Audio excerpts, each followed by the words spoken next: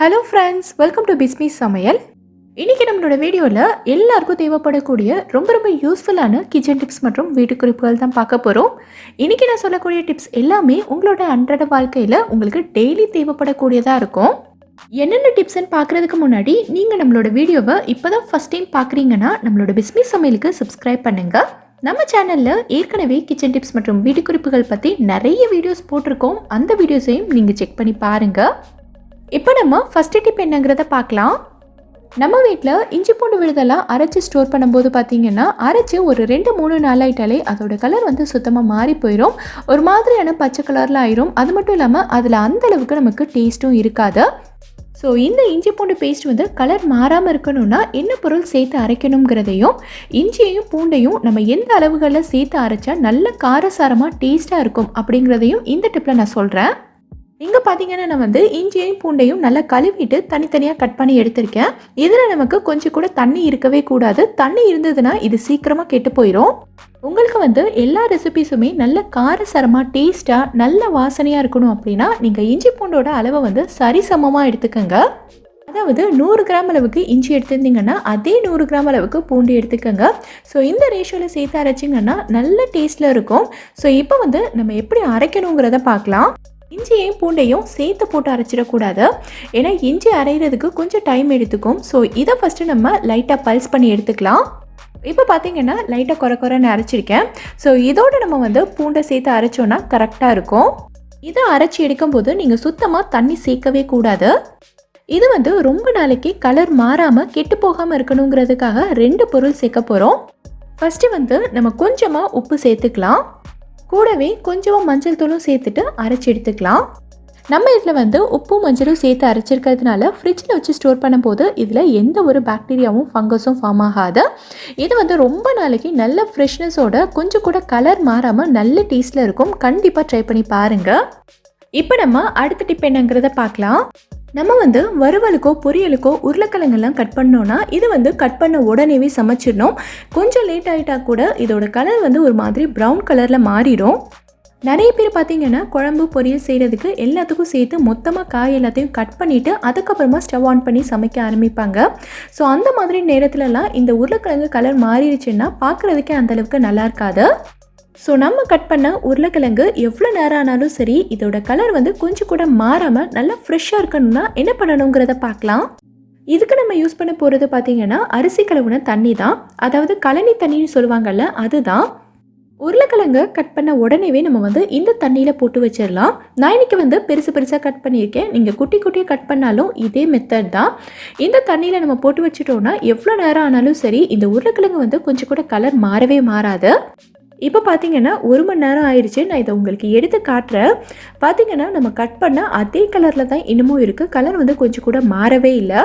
இந்த டிப் வந்து உங்களில் நிறைய பேருக்கு யூஸ்ஃபுல்லாக இருக்கும்னு நினைக்கிறேன். கண்டிப்பாக ட்ரை பண்ணி பாருங்கள். இப்போ நம்ம அடுத்த டிப் என்னங்கிறத பார்க்கலாம். இந்த மாதிரி கேரட் எல்லாம் பார்த்தீங்கன்னா நம்ம கடையிலேருந்து வாங்கிட்டு வந்து அதே கவரோடைய ஃப்ரிட்ஜில் ஸ்டோர் பண்ணி வச்சோன்னா இது வந்து நமக்கு ரொம்ப நாளைக்கு வராது. ரொம்ப சீக்கிரமாக அழுகி போயிடும். ஸோ நம்மளோட கேரட் வந்து கொஞ்சம் கூட வேஸ்ட் ஆகாமல் ரொம்ப நாளைக்கு நல்லா ஃப்ரெஷ்ஷாக இருக்கிற மாதிரி எப்படி ஸ்டோர் பண்ணி வைக்கிறதுன்னு பார்க்கலாம். கேரட்டில் வந்து நிறைய மண் இருக்கும். ஸோ கடையிலேருந்து வாங்கிட்டு வந்த உடனே ஒரு டிஷ்யூ வச்சு மண் எல்லாத்தையும் நல்லா தட்டிடுங்க. சப்போஸ் நீங்கள் வந்து கழுவுறீங்க அப்படின்னா கழுவுனதுக்கப்புறமா கேரட்டை வந்து ஒரு துணி வச்சு நல்லா தொடச்சிடுங்க. இல்லை ஈரம் இல்லாமல் சுத்தமாக காய விட்டுருங்க. ஈரத்தோடய நம்ம வந்து ஸ்டோர் பண்ணோம்னா சீக்கிரமாக கெட்டு போயிடும். நல்லா தொடச்சதுக்கப்புறமா கேரட்டோட 2 பக்கமும் இந்த மாதிரி கட் பண்ணி எடுத்துருங்க. ஏன்னா இந்த இடத்துல இருந்து தான் நமக்கு கேரட் அழுகிறதுக்கு ஸ்டார்ட் ஆகும். ஸோ இதை வந்து நமக்கு கட் பண்ணிட்டோம்னா ரொம்ப நாளைக்கு ஃப்ரெஷ்ஷாக இருக்கும். நிறைய பேர் என்ன பண்ணுவாங்கன்னா கேரட் கட் பண்ணும்போது உருளைக்கிழங்குக்கு தோல் சீவுற மாதிரி இதோட மேல் பகுதி எல்லாத்தையும் கட் பண்ணி எடுத்துருவாங்க. அந்த மாதிரி செய்யாதீங்க. இதை வந்து ஜஸ்ட் நம்ம தண்ணியில் கழுவிட்டு கட் பண்ணி சமைச்சாலே போதும். அப்படியே உங்களுக்கு எடுக்கணுன்னாலும் ஒரு கத்தி வச்சு லைட்டாக இந்த மாதிரி சுரண்டுங்க. மேல் பகுதி எல்லாமே ஈஸியாக வந்துடும். இப்போ நான் செஞ்சு காட்டல, ஏன்னா இதை வந்து நான் ஸ்டோர் பண்ண போகிறேன். ஒரு டப்பாவில் அடியில் இந்த மாதிரி டிஷ்யூ போட்டுட்டு நம்ம கட் பண்ணி வச்சுருக்க கேரட்டை உள்ளே போட்டு மூடி இதை வந்து ஃப்ரிட்ஜில் வச்சு நீங்கள் ஸ்டோர் பண்ணிங்கனாலே போதும். குறைஞ்சது ஒரு 2 மாதம் வரைக்கும் அப்படியே நல்ல ஃப்ரெஷ்ஷாக இருக்கும். அடுத்த டிப் என்னங்கிறத பார்க்கலாம். நிறைய பேர் வந்து கமெண்ட்டில் கேட்டிருந்தீங்க, புதினா மல்லி எல்லாம் வாங்கி ஒரு 2-3 நாளிலே வதங்கி அழுகி போயிடுது. ஸோ இது வந்து ரொம்ப நாளைக்கு நல்லா ஃப்ரெஷ்ஷாக இருக்கிற மாதிரி ஒரு சிம்பிளான ஐடியா சொல்லுங்கன்னு. இப்போ நான் சொல்ல போகிற மெத்தடில் நீங்கள் ஸ்டோர் பண்ணி வச்சிங்கன்னா கண்டிப்பாக ஒரு 15 நாள் வரைக்கும் நல்ல ஃப்ரெஷ்ஷாக இருக்கும். எப்படிங்கிறத பார்க்கலாம். புதினா வாங்கிட்டு வந்த உடனேவே கட்டை பிரித்து இதில் இருக்க கருப்பான இலை, வாடின இலை எல்லாத்தையும் நம்ம வந்து தனியாக எடுத்துடலாம். சேர்த்து வச்சோன்னா மற்ற இலைகளும் நமக்கு வந்து வீணாயிடும். இந்த புதினாவில் இருக்க இலைகளை மட்டும் தனியாக எடுக்கிறதுக்கு நிறைய வீடியோஸில் இந்த மாதிரி ஒரு ஜல்லிக்கரண்டி யூஸ் பண்ணால் ரொம்ப ஈஸியாக வேலை முடிஞ்சிடும்னு சொல்லியிருந்தாங்க. ஸோ நானும் அதை ட்ரை பண்ணி பார்த்தேன். இலையெல்லாம் ஈஸியாக தான் எடுக்க வருது. ஆனால் பார்த்தீங்கன்னா பாதி இலை நமக்கு காம்போடையே தங்கிடுது. அது மட்டும் இல்லாமல் மெல்லிஸாக இருக்கிற காம்பு மட்டும்தான் இந்த ஓட்டையில் விட்டு இழுக்க முடியும். இந்த மாதிரி நல்ல தடிமனான காம்பெல்லாம் ஓட்டைக்குள்ளேயே வந்து போகாது. ஸோ இதை விட பெட்டராக ரொம்ப ஈஸியாக நம்ம எல்லா இலையையும் கையாலேயே பிச்சு எடுத்துடலாம். கையால் பிக்கும்போது நம்ம ஏதாவது காஞ்ச இலை, வாடின இலை இருந்ததுன்னா அதையும் வந்து தனியாக எடுத்துடலாம். அடுத்து வந்து இந்த மாதிரி ஒரு டப்பா எடுத்து அடியில் டிஷ்யூ போட்டுக்கலாம். ஏன்னா இலையில் ஏதாவது ஈரப்பதம் இருந்ததுன்னா இந்த டிஷ்யூ வந்து தண்ணி எல்லாத்தையும் அப்சர்வ் பண்ணிக்கும். இப்போ இதில் நம்ம புதினா இலை எல்லாத்தையும் போட்டுட்டு மேலே ஒரு டிஷ்யூ போட்டு டப்பாவை மூடி ஃப்ரிட்ஜில் வச்சுட்டோன்னா கண்டிப்பாக ஒரு 15 நாள் வரைக்கும் இதே ஃப்ரெஷ்னஸோட அப்படியே இருக்கும். கண்டிப்பாக ட்ரை பண்ணி பாருங்கள். இப்போ நம்ம அடுத்த டிப் என்னங்கிறத பார்க்கலாம். நம்மளில் நிறைய பேர் வந்து பருப்பு வடை, உளுந்த வடை எல்லாத்துக்கும் மிக்சியில் மாவரைப்போம். பருப்பு வடைக்கு கூட ஈஸியாக மிக்சியில் மாவரைச்சி எடுத்துடலாம். ஆனால் உளுந்த வடைக்கு அரைக்கிறது கொஞ்சம் கஷ்டமான விஷயந்தான். ஏன்னா உளுந்த வடைக்கு மாவு வந்து நல்ல ஸ்மூத்தாக ஃப்ளஃபியாக அரைக்கணும். அப்போ தான் வடை வந்து நல்ல சூப்பராக வரும். உளுந்து போட்டு அரைக்கும்போது உளுந்து வந்து மிக்சியோட அடியில், சைடில் எல்லா இடத்துலையும் போய் நல்லா ஒட்டிக்கும். சரியாக அரைப்படாது. ஒவ்வொரு தடவையும் நம்ம வந்து எடுத்து விட்டு அரைக்கிற மாதிரி இருக்கும்.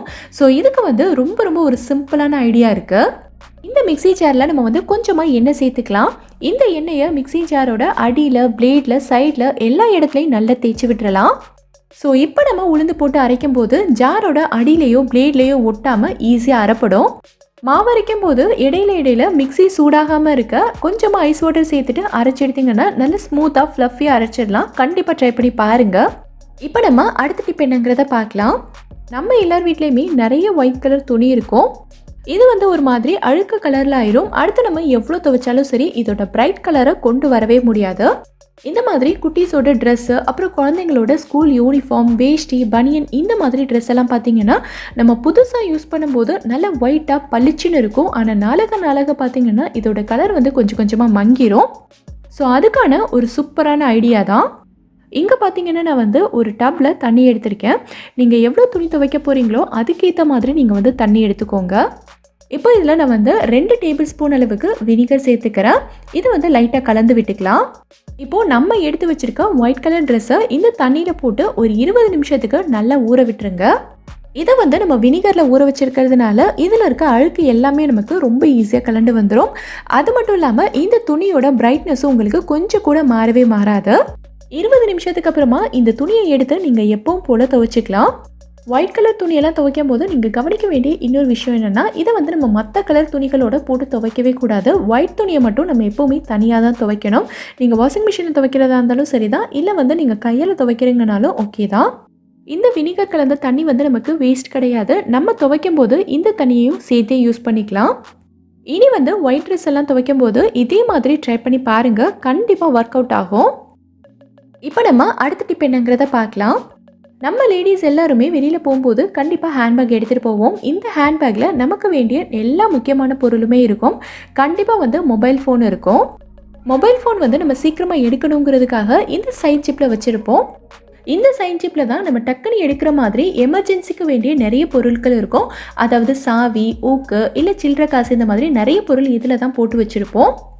ஸோ இதோடையே நம்ம வந்து மொபைலையும் சேர்த்து வைக்கும்போது ஃபோனோட டிஸ்பிளே ஸ்க்ராட்ச் ஆகிறதுக்கு நிறைய சான்சஸ் இருக்குது. ஸோ இதை அவாய்ட் பண்ணுறதுக்கு ஒரு சிம்பிளான ஐடியா தான். இங்கே பார்த்தீங்கன்னா நான் வந்து சாக்ஸ் தான் எடுத்திருக்கேன். நம்ம வீட்டில் குட்டீஸோட நிறைய சாக்ஸ் பார்த்தீங்கன்னா பேராக இருக்காது. ஒன்று தொலைஞ்சு போயிட்டு ஒன்று மட்டும்தான் இருக்கும். ஸோ அந்த மாதிரி இருக்க சாக்ஸ் எல்லாம் நம்ம வந்து யூஸ் பண்ணிக்கலாம். ஸோ இதுக்குள்ளே நம்ம வந்து ஃபோனை போட்டுட்டு பேக்கில் வைக்கும்போது ஃபோனில் வந்து நமக்கு ஸ்க்ராச்சஸ் விழாது. ஃபோன் வந்து நல்ல சேஃபாக இருக்கும். கண்டிப்பாக ட்ரை பண்ணி பாருங்கள். நம்மள நிறைய பேருக்கு ஸ்வீட் சாப்பிட்றது ரொம்பவே பிடிக்கும். ஒவ்வொரு தடவையும் நம்ம வந்து ஸ்வீட்டை கடையிலேயே வாங்கிட்டு இருக்க முடியாது. ஸோ நம்ம வீட்டில் எப்போவுமே இருக்கக்கூடிய 3 பொருளை யூஸ் பண்ணி ரொம்ப ஈஸியாக சூப்பரான ஸ்வீட் செய்யலாம்.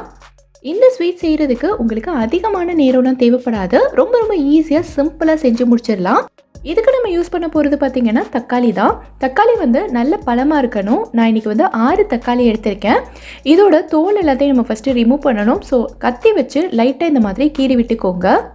இந்த பாத்திரத்தில் நான் வந்து கொஞ்சமாக தண்ணி கொதிக்க வச்சுருக்கேன். ஸோ இப்போ வந்து நம்ம லைட்டாக கீறி வச்சுருக்க தக்காளியை இதில் சேர்த்துட்டு ஸ்டவ்வை ஆஃப் பண்ணிவிடுங்க. ஸ்டவ்வை ஆஃப் பண்ணி இது வந்து ஒரு 15 நிமிஷத்துக்கு அப்படியே இருக்கட்டும். ஒரு மூடி போட்டு மூடிடுங்க. ஒரு 15 நிமிஷத்துக்கு அப்புறமா இதை திறந்து தக்காளி எல்லாத்தையும் வெளியில் எடுத்துட்டிங்கன்னா இதோட தோல் வந்து நமக்கு ஈஸியாக உரிக்க வரும். நான் உரித்து காட்டுறேன் பாருங்கள் எவ்வளோ ஈஸியாக உரிக்க வருதுன்னு.